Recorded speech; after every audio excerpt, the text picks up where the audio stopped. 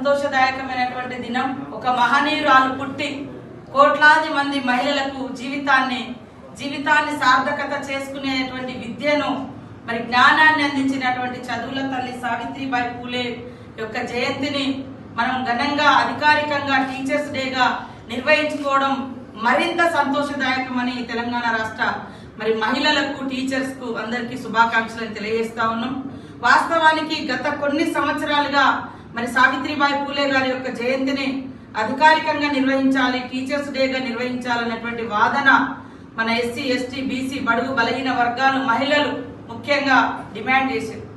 కానీ అది 10 ఏళ్లలో తెలంగాణ ఉద్యమం ద్వారా తెలంగాణ సాధించుకున్నా కూడా ఉద్యమ నేపథ్యం ఉన్నటువంటి గొప్ప వ్యక్తులకు ఆ గుర్తింపు అనేది రాలేదు.